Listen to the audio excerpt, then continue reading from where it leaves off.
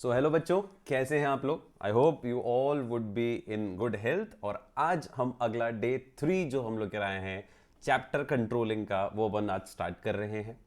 Day 1 और day 2 जिन लोगों ने अभी तक नहीं देखा, प्लीज डे 1 और डे 2 के सेशन पहले देखने हैं आपको, है ना। डे 1 और डे 2 में अपन ने इस चैप्टर के अंदर क्या पढ़ लिया। बहुत छोटा चैप्टर, बहुत छोटा चैप्टर है, बहुत ज्यादा पढ़ना भी नहीं है, ठीक है। और सेशन 2021 के लिए तो एक टॉपिक हट भी गया था जो मैंने डे 2 वाली क्लास में आपको समझाया था, ठीक है। अब मेरी बात को समझना शुरू कर रहे हैं, ठीक है।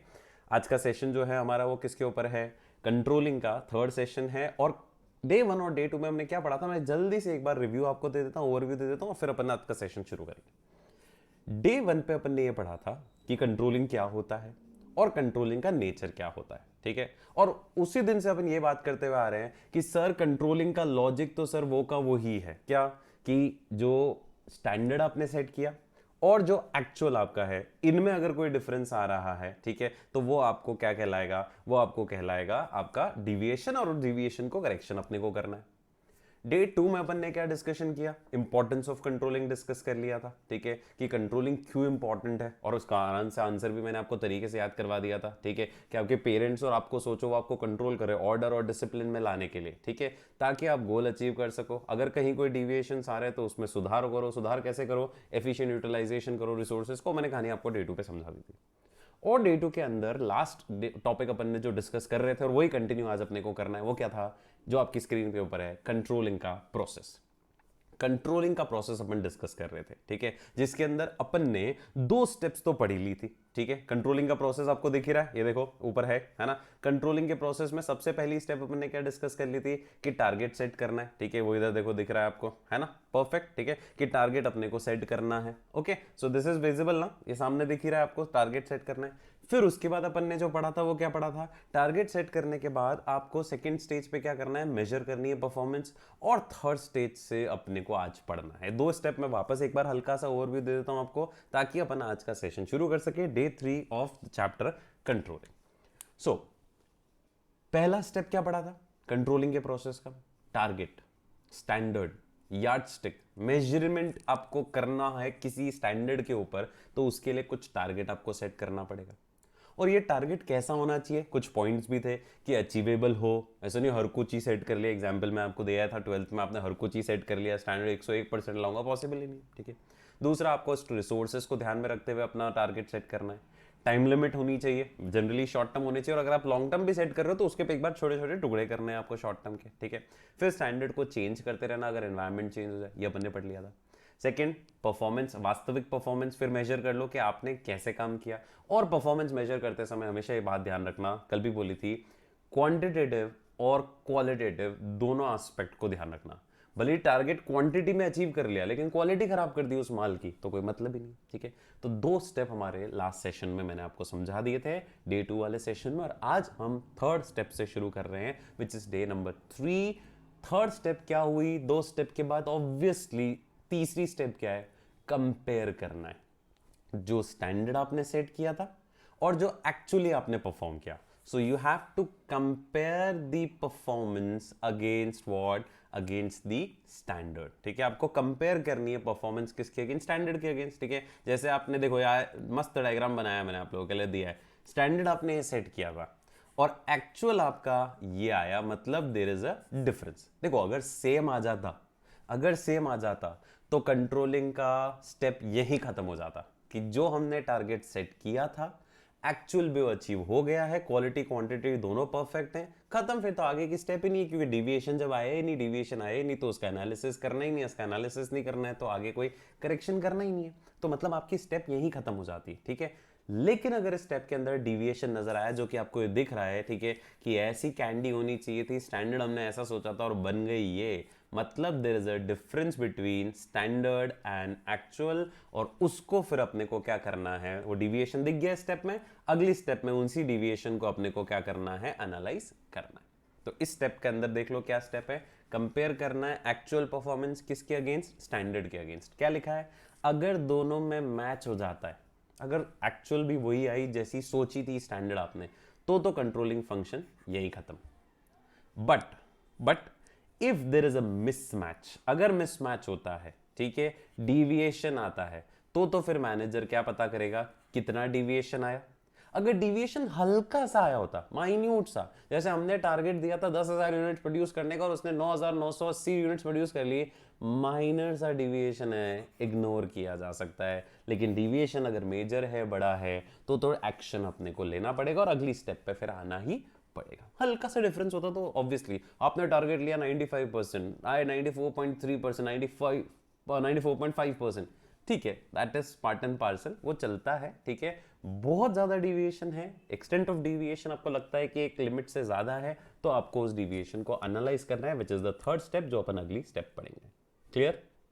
तो ये स्टेप तो बहुत सिंपल है ना, कुछ भी नहीं किया आपने, कंपेयर किया किसको, एक्चुअल परफॉर्मेंस को किसके अगेंस्ट, स्टैंडर्ड परफॉर्मेंस के अगेंस्ट। ये काम आपको इस स्टेप में करना था, वो आपने कर लिया, ठीक है। अब अगली स्टेप पे आ जाते हैं, फोर्थ स्टेप। फोर्थ स्टेप में क्या है, अब डिविएशन जो मिला आपको, वो डिविएशंस को अब आपको एनालाइज करना है, इवैल्यूएट करना है, उसका विश्लेषण करना है आपको, वो इंपॉर्टेंट है, ठीक है। अच्छा, क्या सारे के सारे डिविएशन टॉप मैनेजमेंट को बता दें, भाई ये डिविएशन मिला? नहीं, जरूरत नहीं है सारे के सारे डिविएशंस बताने की। अगर कोई मेजर डिविएशन है, देखो छोटे मोटे डिविएशंस मैंने क्या बोला आपको, बिल्कुल ही छोटे तो इग्नोर कर दिए, ठीक है, बिल्कुल ही माइन्यूट है तो इग्नोर कर दिए, ठीक ठाक है तो ठीक है, एनालिसिस करना है, पर हर चीज टॉप मैनेजमेंट को बताने की जरूरत नहीं, उनके सामने तो वही चीज लेकर जाओ जो इंपॉर्टेंट है। नहीं तो क्या होगा, मैं आपको एक बहुत प्रैक्टिकल बात बताता हूं, पहले प्रैक्टिकल बात समझ लेते हैं, फिर इसको आगे बताता हूं मैं आपको। आप हर छोटी छोटी चीज में अगर देखने लग गए, हर डिविएशन को बहुत ढंग से एनालिसिस करने लग गए, तो आप गलत भी कर रहे हो एक तरह से। आप बोलोगे सर ये कैसे गलत हुआ, सर आपने तो बोला कि डिविएशंस आ रहे हैं तो उसको एनालाइज करो, क्यों आए? पर आप इतने पागल मत हो कि आप हर छोटी चीज को बहुत ज्यादा इवैल्यूएट करो, मत करो। आपका ध्यान, खासकर टॉप मैनेजमेंट की बात कर रहा हूं, उन्हीं एरियाज पे होना चाहिए जो एक्सेप्शनल है, जो क्रिटिकल एरियाज है उन पे ज्यादा ध्यान दो। आप ही अगर सारी चीजों पे ध्यान देने लग गए तो प्रॉब्लम होगी। अब कोई भी एग्जांपल ले लो, जैसे क्रिकेट की बात कर लो, अगर एक ही बंदा बैटिंग भी वही कर रहा है अच्छे से, बॉलिंग भी वही कर रहा है, फील्डिंग भी वही अच्छी कर रहा है, तो फिर टीम का कंट्रीब्यूशन क्या रहा, ठीक है। और प्लस वो एक मैच जिता देगा, 2 मैच जिता देगा, सारे नहीं जिता पाएगा। ऐसे ही ऑर्गेनाइजेशन में भी टॉप मैनेजमेंट बहुत इंपॉर्टेंट रोल प्ले करता है, आपको मालूम है ना, ठीक है। बहुत इंपॉर्टेंट बंदे होते हैं, बहुत डिसीजन मेकिंग बहुत इंपॉर्टेंट है। अगर वो फंसे रहेंगे ऐसी छोटी छोटी चीजों में, तो बड़ी चीजों पर ध्यान नहीं जाएगा।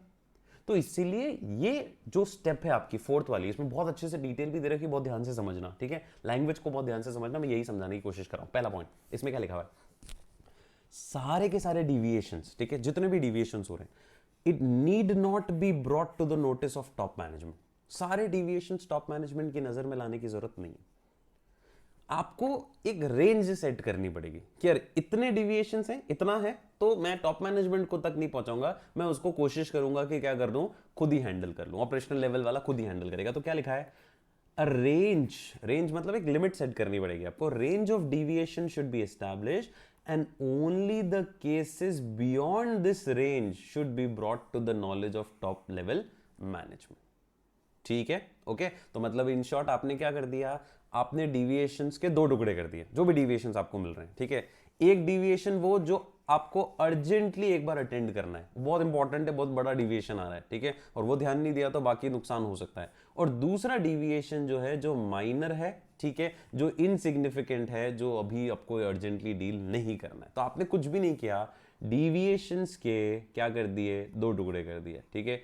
Major deviation which needs to be addressed urgently, जिसको अभी अर्जेंटली अपने को ध्यान रखना है, ठीक है। और माइनर डिविएशन जिसपे इतना कोई रोल अभी ध्यान नहीं देना, उस पर अगर हल्का फुल्का भी दे दिया तो काम चल जाएगा, लोअर लेवल वाले ने भी दे दिया तो वो काम चल जाएगा, वो नॉट अर्जेंट है, नॉट सिग्निफिकेंट है, इतना सिग्निफिकेंट नहीं है।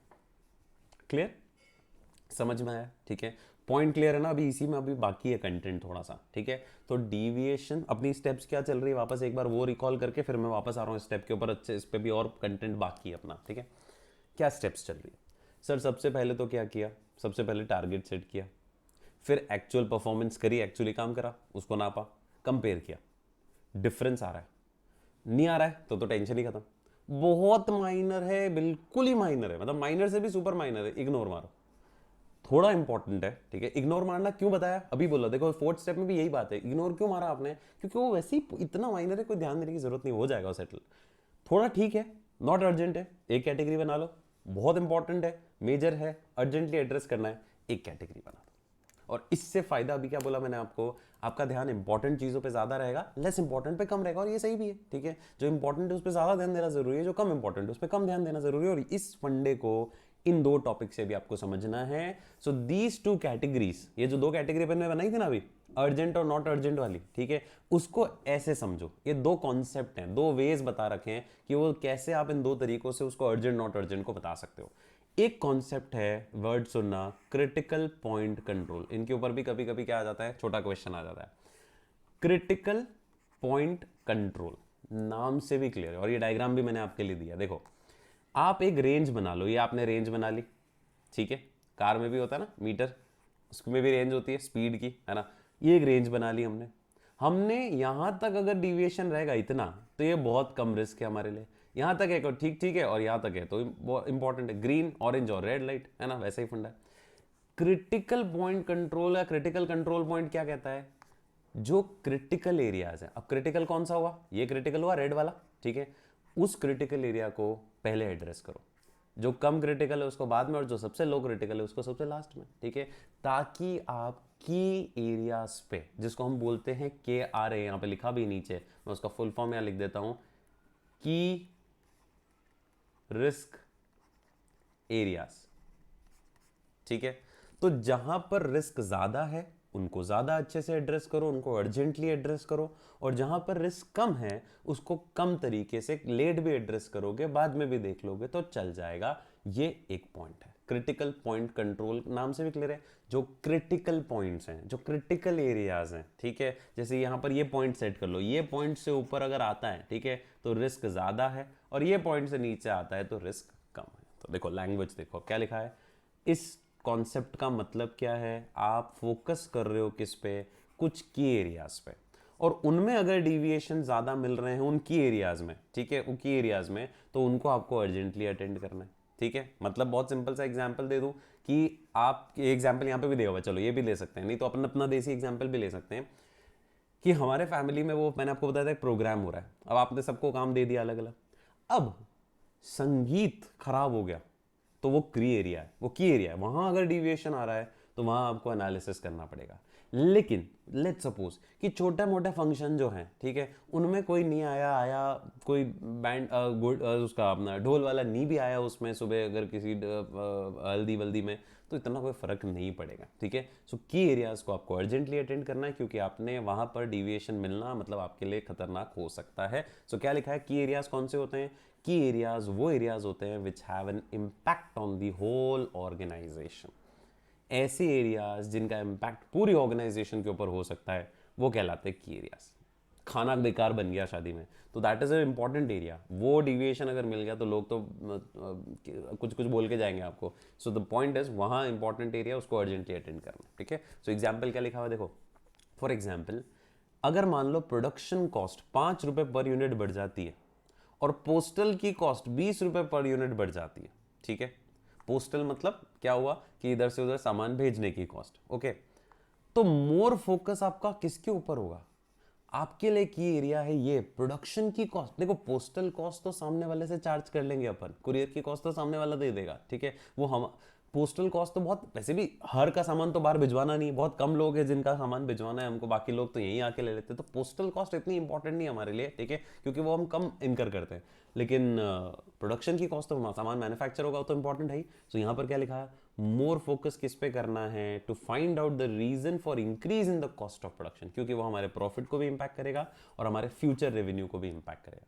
जबकि पोस्टल कॉस्ट वैसे भी बहुत इनकर रेयरली होगी, ठीक है। मान लो किसी को लेटर भी लिखना है, मान लो कोई लेटर की, अपन सामान की कॉस्ट नहीं, लेटर पोस्टल मतलब नॉर्मल लेटर भी कभी लिखना हो, बिजनेस लेटर मेल ही करते हैं वैसे भी, वो वैसे भी रेयरली लिखना है, तो मैनेजर्स का वैसे भी उसके ऊपर कंट्रोल है भी नहीं पोस्टल कॉस्ट के ऊपर, तो उसको वैसे भी आप एनालाइज कर भी लोगे तो क्या कर लोगे भाई, सरकार ने बढ़ाया ना, पोस्ट ऑफिस डिपार्टमेंट ने वो 20 में बढ़ाया, आप क्या कर लोगे उसमें, ठीक है। तो वैसे भी आप उसको कंट्रोल कर नहीं सकते, तो आपके लिए की एरिया कौन सा है, कॉस्ट ऑफ प्रोडक्शन तो आपके हाथ में थी, कैसे बढ़ गई वो, ठीक है, वो आपने ध्यान रखना है, क्लियर, ठीक है। So this is first thing, critical point control या क्रिटिकल कंट्रोल पॉइंट भी इसको बोलते हैं, फाइन। दूसरा भी ऐसा ही फंडा है, ऑलमोस्ट सिमिलर, नाम है मैनेजमेंट बाय एक्सेप्शन। नाम से भी आपको समझ में आ रहा होगा जो एक्सेप्शनल चीज है, जैसे इस डायग्राम में देखो एक्सेप्शनल क्या दिख रहा है, ये वाला आइटम एक्सेप्शनल दिख रहा है, ये वाली पेंसिल एक्सेप्शनल दिख रही है। तो जो एक्सेप्शनल आइटम है, मैनेजमेंट ज्यादा फोकस किस पे करे, उस एक्सेप्शनल आइटम के ऊपर फोकस करे, और जो कम एक्सेप्शनल है, जो ठीक ठाक है, छोटा मोटा है, उस पर ना करे। भाई आप एक फिक्स कर लो, लॉजिक वही है, आप एक फिक्स कर लो भाई इतने रुपए तक अगर डिविएशन मिला तो मैं बहुत ज्यादा ध्यान नहीं दूंगा, लेकिन इससे ऊपर मिला तो मैं ज्यादा ध्यान दूंगा। ठीक है, तो क्या लिखा है मैनेजमेंट पे एक्सेप्शन में, it means a manager who is trying to control everything, सब कुछ कोशिश कर रहा है कंट्रोल करने की, मैं एंड अप कंट्रोलिंग नथिंग। और इसीलिए मैनेजमेंट बाय एक्सेप्शन का फंडा बनाया। एक मैनेजर जो सारी चीजें खुद कंट्रोल करने की कोशिश कर रहा है, ये भी मैं ही करूंगा, वो भी मैं ही करूंगा, वो भी मैं ही करूंगा, तो अल्टीमेटली वो कुछ कर ही नहीं पाएगा। इसलिए थोड़ा सा ध्यान उन चीजों पे मैनेजर ज्यादा दे जो एक्सेप्शनल है, और जो कम एक्सेप्शनल है वो अपने एम्प्लॉइज पे छोड़ दे, उनको थोड़ा बहुत ध्यान नहीं भी दे, लेटर ऑन भी दे दे तो चल जाएगा। वही लॉजिक है मैनेजमेंट बाय एक्सेप्शन पे। और लाइन भी बहुत प्यारी, क्या लिखा है, एक मैनेजर जो सब कुछ खुद कंट्रोल करने की कोशिश करता है, अल्टीमेटली वो कुछ भी कंट्रोल नहीं कर पाता। तो क्या लैंग्वेज है, डिविएशन अगर मिलते हैं और वो एक रेंज से ऊपर हैं, जैसे ये रेंज से ऊपर डिविएशन मिला, तो it should only be handled by the manager. बाकी माइन्यूट माइनर डिविएशन इग्नोर कर सकते हो, एम्प्लॉइज को सौंप सकते हो, वो तुम कर लो, वो आप कर सकते हो। एग्जाम्पल भी ये लिखा है, अगर प्रोडक्शन कॉस्ट 2 रुपए तक बढ़ गई तो हम इसको ध्यान नहीं देंगे, लेकिन अगर 2 रुपए से ज़्यादा बढ़ गई तो मैनेजर उसका रीज़न पता करेगा, ठीक है, और उस पर अटेंशन देगा। तो उन्होंने 2 रुपए की, ये मान लो 2 रुपए की रेंज है, ये 1 रुपया हो गया, ये 2 रुपये हो गया, ये 3 हो गया, 4 हो गया, तो 3 से या 2 से ऊपर आ रहे हैं तो उस पर मैनेजर ध्यान दे रहा है एक्सेप्शनल पे, बाकी 1 और 2 पे तो ठीक है, चलता है, हल्का फुल्का कॉस्टिंग बढ़ता रहता है, घटता रहता है। ठीक है, so this is management by exception. और इसी के साथ हमारी कौन सी स्टेप खत्म होती है, एक इसके एडवांटेजेस बाकी हैं। स्टेप नंबर कौन सी खत्म करी, 4। ठीक है, क्या बोलती है, डिविएशंस को एनालाइज करो, लेकिन सारे डिविएशंस पे इतना फोकस करने की जरूरत नहीं है। 2 टॉपिक अपन ने देखे उसके, क्रिटिकल कंट्रोल पॉइंट या क्रिटिकल पॉइंट कंट्रोल और मैनेजमेंट बाय एक्सेप्शन, और इनके फायदे भी देख लो। ये मैनेजमेंट बाय एक्सेप्शन के फायदे, पर अपन इसको क्रिटिकल पॉइंट कंट्रोल के भी फायदे बोल सकते हैं कि एक्सेप्शनल चीजों को देखने पे फायदा क्या हुआ, फायदा ये हुआ कि एक तो मैनेजर का टाइम और मेहनत बच गई, सारी चीजें देखने जाता तो समय भी फालतू लगता सब में और एफर्ट भी लगता। दूसरा, मैनेजर अटेंशन दे पाया ज्यादा किस पे, जो इंपॉर्टेंट एरियाज है, नहीं तो वो सब पे बराबर दे देता तो इंपॉर्टेंट वाले को भी उतनी अटेंशन मिलती जितने अनइंपॉर्टेंट वाले को मिलती। Next, no wastage of time and energy of managers, routine problem solve करने में टेंशन ही नहीं है, ठीक है, क्योंकि हमने एम्प्लॉयज को दे दी, तुम सॉल्व कर लो। और यहां पर हमने डिफरेंशिएट कर पाए हम क्रिटिकल और सिंपल प्रॉब्लम के बीच में, कि ये क्रिटिकल प्रॉब्लम है, ये सिंपल प्रॉब्लम है। सिंपल प्रॉब्लम इतनी इंपॉर्टेंट नहीं है, बाद में भी देख लेंगे, इग्नोर भी कर सकते हैं, एम्प्लॉयज को भी दे सकते हैं। क्रिटिकल प्रॉब्लम इंपॉर्टेंट है, मुझे मेरा अटेंशन इस पे देना है, मुझे मेरा टाइम एफर्ट इस पे देना है, ये फायदा हुआ मैनेजमेंट बाय एक्सेप्शन का। ऑल क्लियर, आगे बढ़े। नेक्स्ट, अगला स्टेप, आपने डिविएशंस देख लिए, बस अब क्या करना है, अब आपको वापस सुधारना है जो गलतियां हो गई हैं, ठीक है, जो डिविएशंस आए थे हमने एनालाइज कर लिए, गड़बड़ दिख गई, अब उसको करेक्ट करो। ये बिल्कुल एप्ट डायग्राम है कि देखो करेक्टिव के अंदर आर बेचारा डिविएट हो गया था, तो आर को वापस सेट करना, ये खराब हो गया था तो ये नया रिप्लेस कर दो इससे, ठीक है। ए में थोड़ा ब्लर आ गया था, इसको साफ कर देते हैं, ठीक है। ओ थोड़ा एक्सटेंड हो गया था, इसको वापस सेट कर देते हैं, बस इतना सही काम करना है ना। So manager will take what measures, वो सॉल्यूशंस लेगा, वो एक्शंस लेगा to bring back everything on track, वापस वैसे ही जैसा प्लान में सोचा था उसको वैसे ही लाने के लिए मैनेजमेंट अब क्या कर रहा है, तैयारी कर रहा है, मैनेजर तैयारी कर रहा है, ठीक है। क्योंकि हमारा काम ही वही है क्या, कि जो प्लान में लिखा था उससे अगर डिविएशन हो रहा है, जो स्टैंडर्ड हमने बनाया था उससे अगर डिविएशन हो रहा है, करेक्शन लो। अभी करेक्टिव एक्शंस क्या क्या हो सकते हैं, एक तो पहला ये हो सकता है बहुत सिंपल, जो आपको पता है, अगर डिविएशन माइनर है तो जाने दो, let the situation remain the same, बहुत ज़्यादा करेक्शन करने की ज़रूरत नहीं है। दूसरा क्या हो सकता है, आपको अपना प्लान या अपनी स्ट्रैटेजी हो सकता है वापस रीडिज़ाइन करनी पड़े, ठीक है, क्योंकि हमें लगता है कि हमने हमारा जो प्लान बनाया था, ठीक है, वो ओवर स्टेटेड था। ये वो पॉइंट कौन सा, स्ट्रैटेजिक कंट्रोल, कि आपने जो स्ट्रैटेजी बनाई, प्लान बनाया, वो गलत था। सो रीडिज़ाइन करो, रीफ्रेम करो, ढांचा वापस बनाओ उस प्लान का, स्ट्रैटेजी का, if these are over stated और if these are not matching with the present days business environment. अभी माहौल के हिसाब से, अभी टेक्नोलॉजी जैसी चल रही है, अभी सोसाइटी जैसी चल रही है, जो अपने पढ़े थे ना 3rd चैप्टर के अंदर, technological environment, legal environment, social, उससे मैच नहीं कर रही है आपकी स्ट्रैटेजी, बिल्कुल ही आउटडेटेड है, पुरानी हो गई, हटाओ उसको, फिर ये भी करेक्शन हो सकता है। और तीसरा, अगर आपका परफॉर्मेंस पुअर है, स्ट्रैटेजी तो सही है लेकिन ऑपरेशनल पार्ट पे पुअर है, तो take the corrective measures to improve the performance, ताकि फ्यूचर में, अभी तो नहीं मैच कर पाए लेकिन फ्यूचर में हम उस प्लान को मैच कर पाए। तो तीनों ऑप्शंस हैं आपके पास, ठीक है, 1 2 3। पहला, अगर हल्का फुल्का डिविएशन है इग्नोर मारो, अगर स्ट्रैटेजी या प्लान गलत बनाए उसको रीडिज़ाइन करो, उसको रीफ्रेम करो। तीसरा, अगर परफॉर्मेंस में पुअर है तो करेक्शन करो, थोड़ा सा मेहनत बढ़ाओ या जो भी काम करना है वो तरीके से करो ताकि फ्यूचर में ये मैच कर जाए, ठीक है। तो सिंपल सा पॉइंट है ना। आगे देख लो, इसमें आगे भी लिखा हुआ है, अगर जैसे मान लो डिले हो रहा है, क्यों डिले हो रहा है, ड्यू टू केयरलेसनेस, लापरवाही या आलसी है एम्प्लॉइज, ठीक है, तो the managers have to set the standards and targets again if the standards are not realistic and achievable. भाई हमने स्टैंडर्ड बहुत हाई फाई सेट कर लिया, जबकि वास्तविकता में हमने जब एनालिसिस किया तो देखा यार यहाँ पर थोड़ा आलसीपना है लोगों में, ठीक है, तो या तो स्टैंडर्ड को कम कर लो, ठीक है, जिसको हम बोलेंगे डाउनवर्ड रिविजन। देखो एक होता है पॉजिटिव, एक होता है नेगेटिव। यहाँ पर हम क्या कर रहे हैं, रिवाइज कर रहे हैं स्टैंडर्ड को और कम कर रहे हैं। हमने पहले सेट किया था 10,000 यूनिट बनाएंगे, वास्तविकता में 6 बनी, पता किया कैसे, तो बोले एनवायरमेंट यहाँ ऐसा ही है, ठीक है, तो फिर ठीक है, अब आप उसको 8,000 पे ले आओ, जो टारगेट अगली बार सेट करोगे 7,000 पे ले आओगे, आपको लगता है 6,000 से या 7,000 ज़्यादा बना ही नहीं पाएंगे, ठीक है। So this revision of standard is called downward revision because standards are reduced. Standard को कम कर रहे हैं हम लोग, ठीक है, ताकि वो रियलिस्टिक बन जाए और अचीवेबल बन जाए। उल्टा भी हो सकता है, समटाइम्स परफॉर्मेंस ज्यादा अच्छी है, 10,000 सेट किए थे 12 बना दिए इन लोगों ने, ठीक है, तो हम अपवर्ड रिवीजन करेंगे, ठीक है, उस प्लान का, and plans are set at a high rate ताकि वो एक्चुअल परफॉर्मेंस से क्या कर जाए, मैच कर जाए, ठीक है। तो इसमें हम अपवर्ड रिवीजन करेंगे उसमें, है ना। तो एक डाउनवर्ड रिवीजन होता है, एक अपवर्ड रिवीजन होता है, ठीक है, फाइन। तो अपवर्ड रिवीजन में आपने स्टैंडर्ड को और इंप्रूव कर दिया, डाउनवर्ड में आपने स्टैंडर्ड जो सेट किया था उसको कम कर दिया क्योंकि आपको लगता है कि नहीं हो पाएगा, तो ये भी करेक्टिव एक्शन है, फाइन, ठीक है। And the last point, feedback in controlling.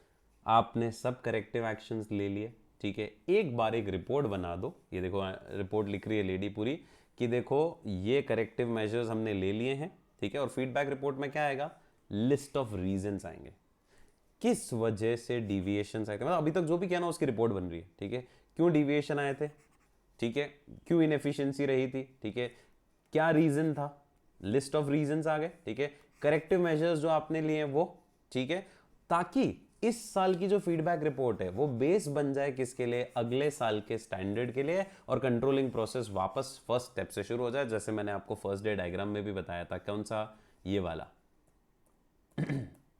ये देखो, ये सेकंड डे अपन कल लास्ट सेक्शन में डिस्कस किया था, टारगेट सेट किया, एक्चुअल परफॉर्मेंस चेक करी, कंपेयर किया, डिविएशन को एनालाइज किया, करेक्शन किया और फीडबैक रिपोर्ट लेके, ताकि अगली बार जब स्टैंडर्ड हम सेट करेंगे तो वापस क्या करेंगे, उस फीडबैक रिपोर्ट को ध्यान में रखते हुए सेट करेंगे। क्लियर, ठीक है। सो इसी के साथ हमारी 6 स्टेप्स, और इसकी स्टेप तो याद करने का टेंशन ही नहीं, आराम से याद होगी ना, डेफिनेशन ही यही है, स्टैंडर्ड, टारगेट, पहला स्टेप, एक्चुअल परफॉर्मेंस, कंपेयर किया, डिविएशंस मिले, एनालिसिस किया, करेक्शन लिया और फीडबैक रिपोर्ट बना दी, ठीक है।